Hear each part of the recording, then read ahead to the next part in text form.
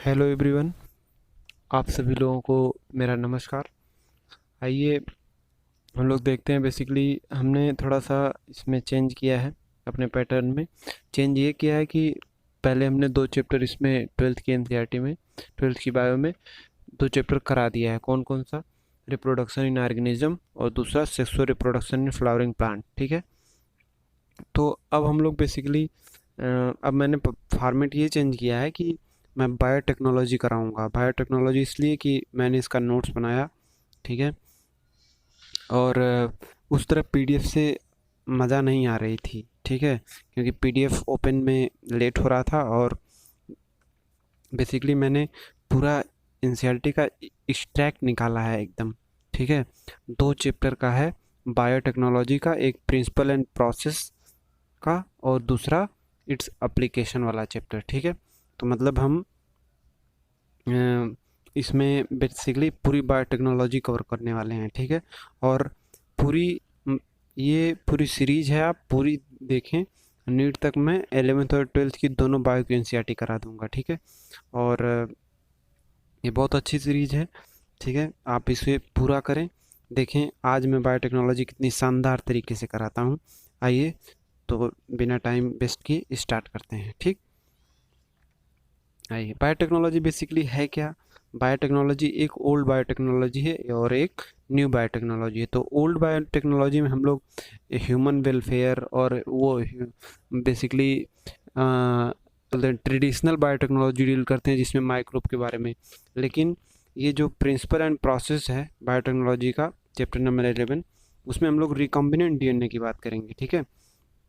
आइए देखते हैं जेनेटिक इंजीनियरिंग क्या है। जेनेटिक इंजीनियरिंग में rDNA technology, recombinant DNA technology, ठीक है। तो बायोटेक्नोलॉजी एक टेक्निक है जिसमें हम लाइव ऑर्गेनिज्म को या एंजाइम को क्या करते हैं, ह्यूमन वेलफेयर के लिए यूज करते हैं, ठीक है। जिसमें जेनेटिक जीएमओ भी आता है, क्या, जेनेटिक मॉडिफाई ऑर्गेनिज्म, ठीक है। इन विट्रो कल्चर भी हम इसमें करते हैं, ठीक। उसके बाद देखिए इसमें एक डेफिनेशन है, आप याद रखिएगा। उस डेफिनेशन का नाम है एफ ई एफ बी।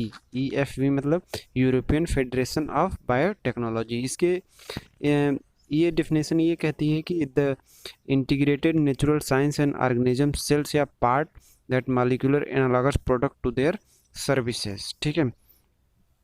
अब आगे हम लोग देखेंगे रिकॉम्बिनेंट डीएनए टेक्नोलॉजी में। यहाँ पे हम लोग बेसिकली अब देखते हैं क्या है। आरडीएनए कोई रिकॉम्बिनेंट डीएनए है, किसी होस्ट का हमने डीएनए लिया और उसका जीन लिया, ठीक है। डीएनए और जीन लिया तो डिज़ायर जीन जो हमें चाहिए, और एक वेक्टर का हमने क्या लिया, डीएनए लिया, ठीक। उससे आरडीएनए बना लिया। अब आरडीएनए रिकॉम्बिनेंट डीएनए बना के हम होस्ट सेल में ट्रांसफ़र कर देंगे। होस्ट सेल में ट्रांसफ़र कर देंगे तो उस होस्ट से हमें डिज़ायर प्रोडक्ट मिलेगा, ठीक है। क्योंकि वो जो रिकॉम्बिनेंट जीन गई है वो रिकॉम्बिनेंट प्रोडक्ट प्रोटीन बनाएगी, तो वो प्रोडक्ट बनेगा। अब उस प्रोडक्ट से हम आइडेंटिफाई करेंगे कि वो रिकॉम्बिनेंट है कि नॉन रिकॉम्बिनेंट है। मतलब काम कर रही है तो रिकॉम्बिनेंट, नहीं काम कर रही है तो नॉन रिकॉम्बिनेंट, राइट। अब आगे देखिए कि maintenance of the desire of gene, ठीक है। तो डिज़ायर ऑफ जीन कब मेंटेन करेगी कल्चर में, जब वो रिकॉम्बिनेंट होगी, ठीक। अब एक और क्वेश्चन यहाँ पे ये आता है कि फर्स्ट आरडीएनए किसने खोजा था? तो कोहन एंड बॉयर ने खोजा था। एंड किसमें? साल्मोनेला टाइफी में, ठीक है। अगला देखिए फादर्स ऑफ जेनेटिक्स कौन है? फादर्स ऑफ जेनेटिक्स हैं पॉल बर्ग हैं, ठीक है। फादर्स ऑफ जेनेटिक्स पॉल बर्ग हैं। इन्होंने क्या किया था, SB40 जीन लिया था और उन्होंने E coli into E coli by lambda phase में ट्रांसफ़र कर दिया था, राइट। अब अगला हम लोग देखते हैं टूल्स। टूल्स क्या है बायोटेक्नोलॉजी के? टूल्स ये हैं कि एक एंजाइम होना चाहिए और वेक्टर होना चाहिए, वेक्टर डीएनए होना चाहिए, डिज़ायर डीएनए होना चाहिए और होस्ट सेल होना चाहिए। 4 टूल होना चाहिए। 4 टूल में एंजाइम एंजाइम में 3 प्रकार की एंजाइम होती है। एक लाइजिंग एंजाइम होती है, एक ज्वाइनिंग एंजाइम होती है, एक क्लीविंग एंजाइम होती है, ठीक है। तो अब लाइजिंग एंजाइम, यहाँ पे एंजाइम लाइजिंग हो, ज्वाइनिंग हो, चाहे क्लीविंग हो, एंजाइम बहुत इंपॉर्टेंट है, वेरी वेरी इंपॉर्टेंट। ये क्वेश्चन पक्का आता है यहाँ से, ठीक है। लाइसिंग एंजाइम में देखिए लाइसोजाइम है, जैसे वो किसके लिए है, बैक्टीरियल सेल के लिए है, ठीक है। और काइटिनेज किसके लिए है, फंगल सेल के लिए है, ठीक। और सेलुलोज किसके लिए है, प्लांट सेल के लिए है, ठीक है। और प्रोटीएज एंड लाइपेज किसके लिए है, एनिमल सेल के लिए है, राइट। अब देखिए अगला क्या है कि जो बॉटल जूस होता है, जो हम लोग वो जूस पीते हैं, बॉटल का जो जूस होता है वो कैसे इतना क्लीन और क्लियरिफाई होता है, by using pectinase and lipase enzyme, ठीक।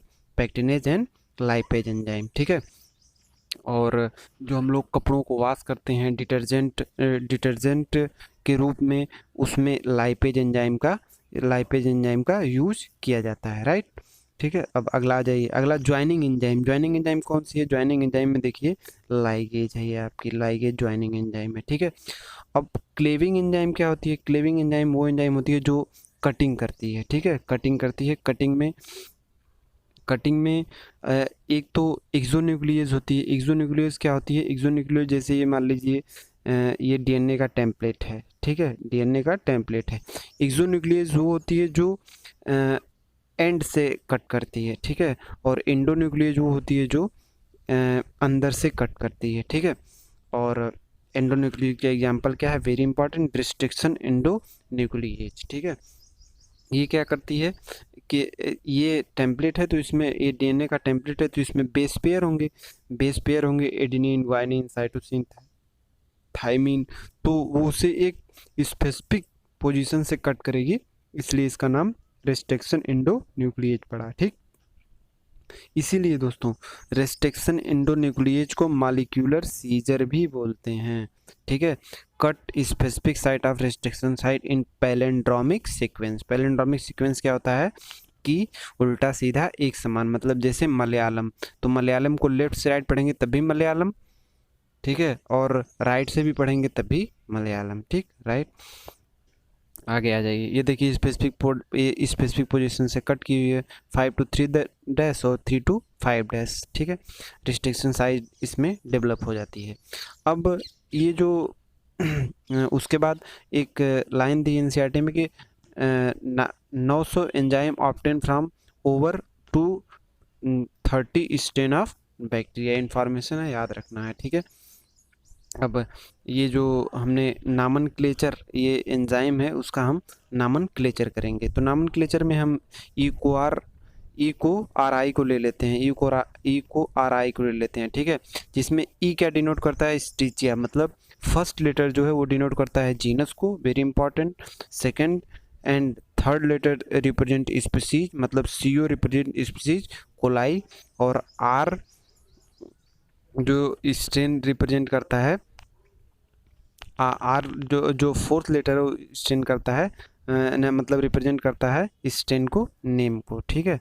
आगे आ जाइए, अब यहाँ पे हम दूसरी चीज़ देखेंगे, वेक्टर डीएनए। वेक्टर डीएनए क्या होता है, वेक्टर डीएनए में अगर किसी को भी अगर वेक्टर डीएनए बनना है तो उसमें ये 3 चीज़ें प्रेजेंट होनी चाहिए, ठीक है। देखिए वो कौन कौन सी 3 चीज़ें हैं, उसमें ओरिजिन ऑफ रिप्लिकेशन होना चाहिए भाई, जो हम यूज़ करेंगे किसी वेक्टर में डालेंगे तो उसमें ORI प्रेजेंट होना चाहिए ना, कि वो ओरिजिन ऑफ रिप्लिकेट कर सके, ठीक है, तभी तो वो वेक्टर है।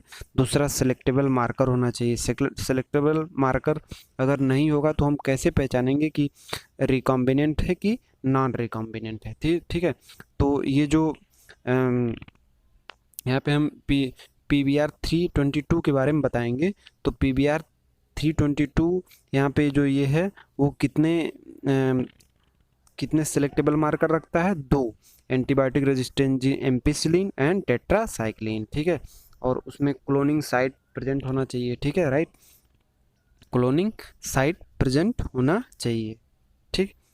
आ जाइए, अब आगे आते हैं, एक प्लाज्मिड है, हमने एक प्लाज्मिक वेक्टर के रूप में यूज किया है, जैसे PBR 322, ठीक है, जिसमें 8 क्लोनिंग साइट, देखिए 1 2 3 4 5 6 7 8, जिसमें 8 क्लोनिंग साइट प्रेजेंट है। PBR एग्जाम्पल में PBR 322 में याद रखिएगा कि 8 क्लोनिंग साइट है, ठीक है।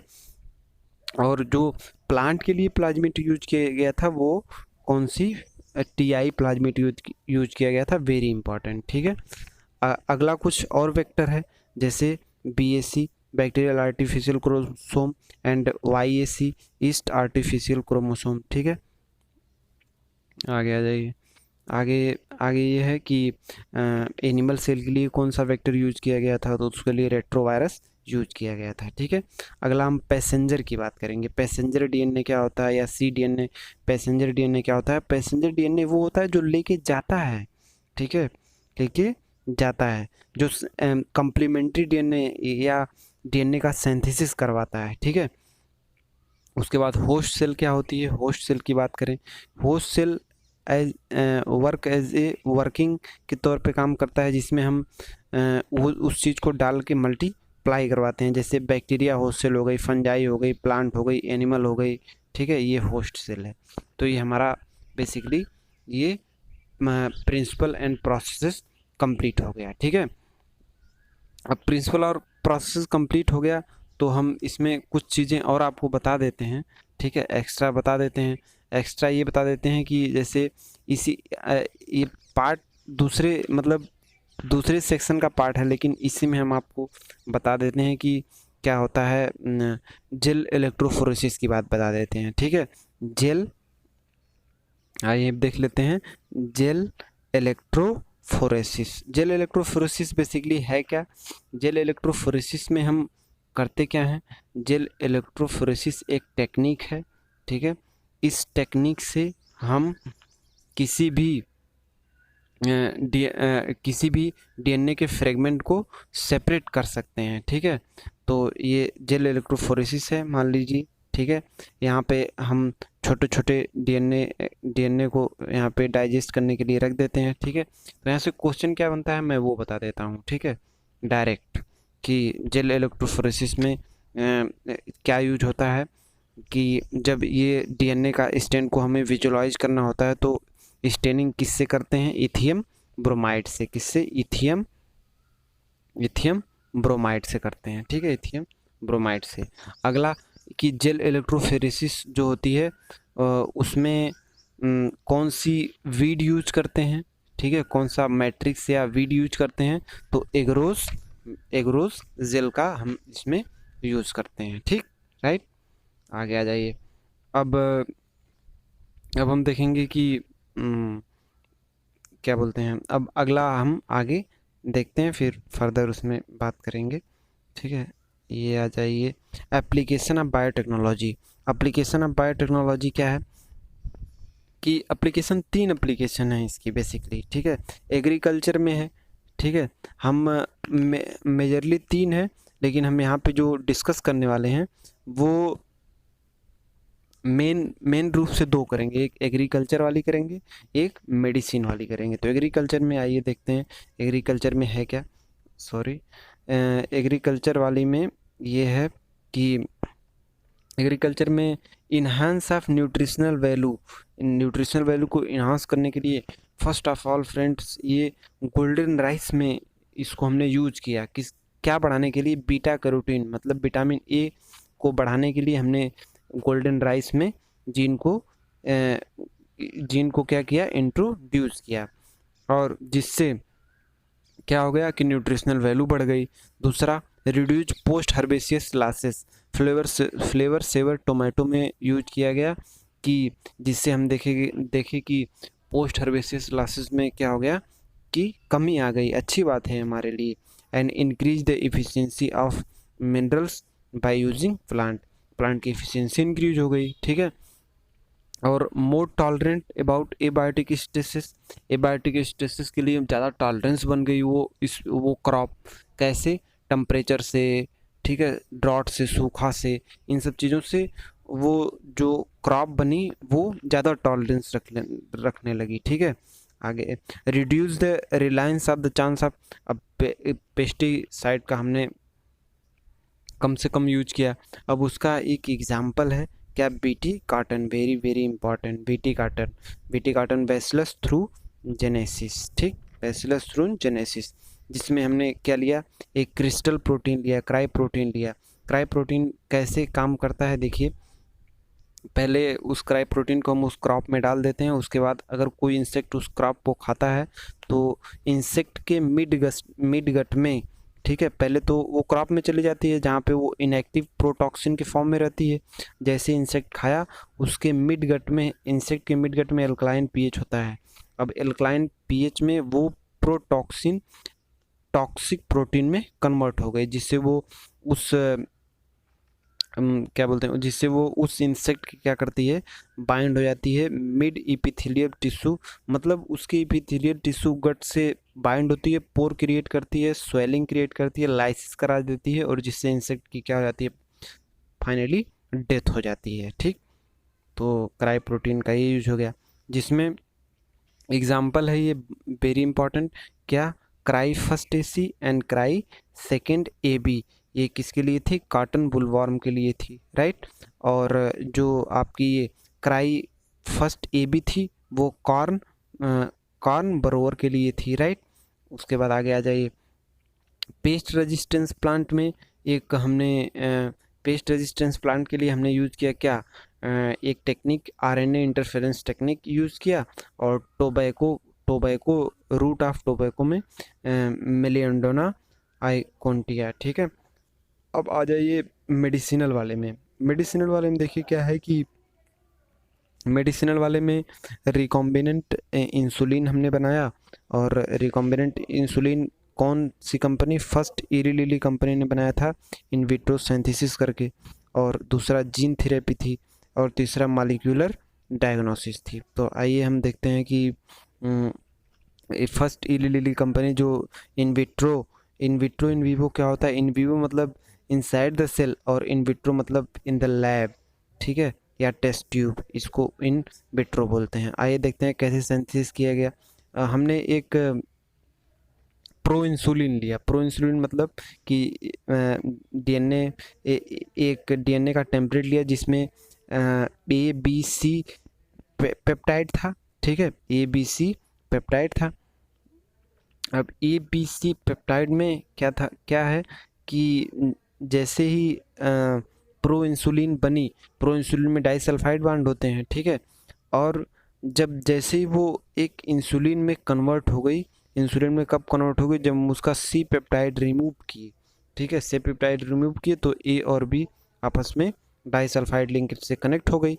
तो यहाँ से बेसिकली क्वेश्चन क्या आता है कि जो रिकॉम्बिनेंट एक मैच्योर इंसुलिन होता है, जो एक मैच्योर इंसुलिन होता है उसमें क्या नहीं होता है, तो इम्पॉर्टेंट है कि सी पेप्टाइड एब्सेंट होता है, और डाइसल्फाइड बॉन्ड प्रेजेंट होता है किसमें, ए और बी के बीच में, ठीक है, ए और बी के बीच में देखिए दो डाइसल्फाइड बॉन्ड प्रेजेंट है, ठीक, राइट। अब अगला आ जाइए, जीन थेरेपी। जीन थेरेपी पहली बार फ्रेंड्स किसमें की गई थी, SCID में, ठीक है, SCID में, स्कैड में 1919 में 4 ईयर ओल्ड गर्ल में की गई थी। ये इंपॉर्टेंट क्वेश्चन है, PYQ है, ध्यान से देखिए इसको, ठीक है।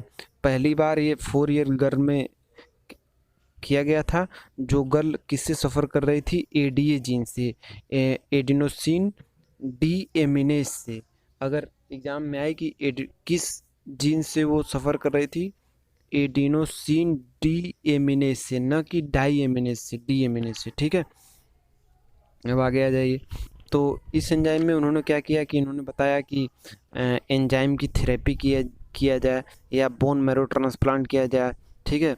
तो परमानेंट क्योर क्या था, परमानेंट क्योर उसमें ये मिला कि अर्ली एम्ब्रियोनिक लाइफ में अगर हम उस जीन को लेके उसका कल्चर करें तो बढ़िया है, तब तो हम परमानेंट क्योर कर सकते हैं। बाकी एंजाइम थेरेपी ये सब टेम्प्रेरी है, बोन मैरो ट्रांसप्लांट थेरेपी ये सब टेम्प्रेरी है, ठीक है। अगला आ जाइए, मॉलिक्यूलर डायग्नोसिस। मॉलिक्यूलर डायग्नोसिस में हम क्या करते हैं, मॉलिक्यूलर डायग्नोसिस में हम अगर सही टेक्निक यूज़ करते हैं तो बहुत ही लो कंसंट्रेशन में हम पैथोजन को अर्ली डिटेक्ट कर सकते हैं, ताकि अच्छे से हम डायग्नोसिस कर पाएँ और उस डिजीज़ को क्योर कर पाएँ। उसके लिए हम इलिज़ा कराते हैं, एड्स में भी इलिज़ा ही कराते हैं, एंजाइम लिंक सार्बेट एसे, ठीक है। जो किस प्रिंसिपल पर काम करता है इलिज़ा, एंटीजन एंटीबायोटिक एंटीबॉडी रिएक्शन पे काम करता है। अब आइए थोड़ा सा हम पीसीआर के बारे में जान लेते हैं कि पीसीआर ये बेसिकली है क्या। पीसीआर मतलब पॉलीमरेज चेन रिएक्शन। अब आइए पॉलीमरेज चेन रिएक्शन में हम थोड़ा सा यहाँ आगे बढ़ जाते हैं। यहाँ पे हम पीसीआर को समझते हैं, ठीक है। PCR polymerase chain reaction.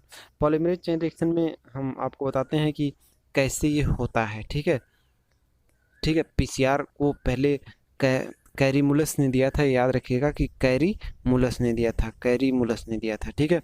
अब इस पीसीआर में पॉलीमरेज चेन रिएक्शन में हम 3 स्टैंड बनाते हैं। 3 स्टैंड मतलब एक स्टैंड बनाते हैं, जैसे ये डीएनए का स्टैंड है 5 to 3' 3 to 5'। अब हम क्या करेंगे, डीनेचुरेशन करेंगे। पहले इसको अलग करेंगे, क्या करेंगे, डीनेचुरेशन कितने पे, 94 डिग्री सेल्सियस पे डीनेचुरेशन करेंगे। डीनेचुरेशन के बाद हम क्या करेंगे, एनिलिंग करेंगे। क्या करेंगे, एनिलिंग कितने टेम्परेचर पे, 54 डिग्री सेल्सियस पे। उसके बाद हम एक्सटेंशन करेंगे।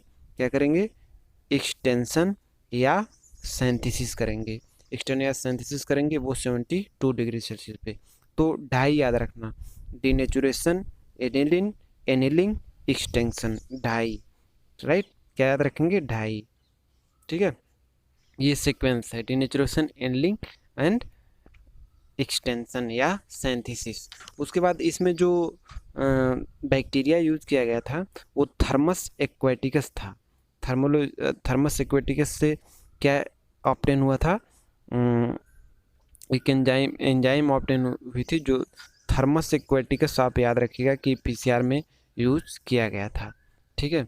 उसके बाद एक प्रोसेस डाउन स्ट्रीम प्रोसेस में, जब आगे हम सब कुछ बना लेते हैं तो उसको डाउन स्ट्रीम प्रोसेस में भेज देते हैं, ठीक है, सेपरेशन, प्यूरिफिकेशन एंड टेस्टिंग के लिए, ठीक।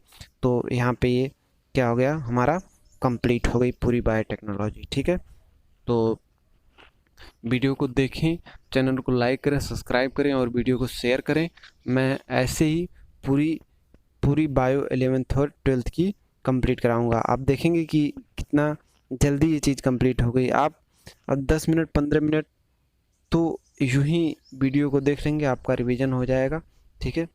कुछ एक और ऐसे आपका पूरा रिवीजन हो जाएगा, ठीक है। तो दोस्तों मिलते हैं हम अगली वीडियो में, तब तक के लिए जय हिंद।